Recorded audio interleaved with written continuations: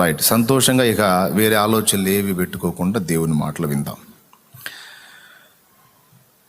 యోసేపుకు యెహోవా తోడై ఉన్నాడు అనే మాట మనం చదివాం. దేవుడు ఒక మనుషునికి తోడై అతనితో కూడా ఆయన ప్రయాణించినటువంటి విధానాన్ని గురించి ఇక్కడ మనం గ్రహిస్తాం. దేవుడు తోడై ఉంటే మనిషికి ఇంకా కావాల్సిందేముంది? ఒక బలవంతుడైన మనిషి మన ప్రక్కన నడుస్తుంటే శత్రు భయం మనకు ఉండదు. ఎందుకంటే సమర్థుడైన వ్యక్తి నాకు తోడున్నాడు కనుక ఇక ఎవడు నన్ను ఏమీ చేయలేడని ఒక భరోసా. కానీ అలాంటి మనిషి కూడా వానికంటే బలవంతుడు ఎదురైనప్పుడు వీడు జంప్ అయిపోతాడు. ఒకసారి మీకు మొన్ననే ఒక జోక్ చెప్పా, సోమయ్య రామయ్య గురించి.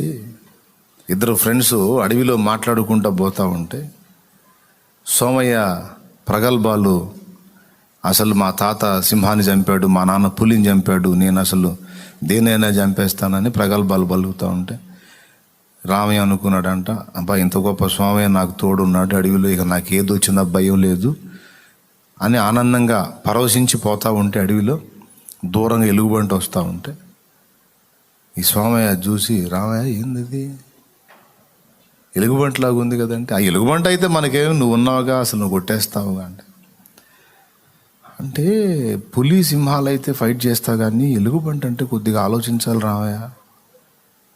అది దగ్గర వచ్చేసరికి వీళ్ళు లేడు పక్కన జంపు చెట్టు ఎక్కి కూర్చున్నాడు. రామయ్యకి తెలిసిందే ఉంది, వెల్లలికలు పండుకొని వాళ్ళ తాత చెప్పింది గుర్తొచ్చింది. ఎలుగుబంట్లు మనిషి దగ్గరకు వచ్చి బ్రీతింగ్ చూస్తారా, బ్రీతింగ్ ఆపేస్తే అంటే శ్వాస తీసుకోవటం ఆపేస్తే చచ్చిన శవం అనుకొని ఏం చేయకుండా వెళ్ళిపోతాను ఎప్పుడో వాళ్ళ పూర్వులు చెప్పిన మాట గుర్తుండి ఆ దగ్గరకు వచ్చి సరిగ్గా చచ్చిపోయిన వాళ్ళగా పడి ఉంటే అది వచ్చి ఆ చెవి దగ్గర ముక్కు దగ్గర పరిశీలించి కాసేపు వెళ్ళిపోయింది. అది ఇంకా ఉందేమో అక్కడని మనోడు ఊపిరి బిగబట్టి అట్లనే చచ్చిన వాళ్ళగా పడ్డాడు. తర్వాత ఈ స్వామయ్య దిగొచ్చా, రామయ్య లే అని లేపి, ఏంది భయపడ్డావా? సరే కానీ ఏంది ఎలుగుబంటి నేను చెవిలో చెప్పింది ఏంది అంటే, ఇట్లాంటి యధవతో ఎందుకు తిరుగుతున్నావు అని చెప్పిపోయిందిలే అని చెప్పాడని ఒక జోక్ చెప్పా. బలవంతుడైన వాడు మనకు తోడై ఉన్నాళ్లే, మనకు ఇబ్బంది లేదులే అని శరీరులను మనకు ఆధారం చేసుకుని, శరీరులను ఆశ్రయం చేసుకుని ప్రయాణం చేస్తే ఒక దశలో వాళ్ళు ఉండొచ్చు, మరో దశలో వాళ్ళ అడ్రస్ లేకుండా పోవచ్చు.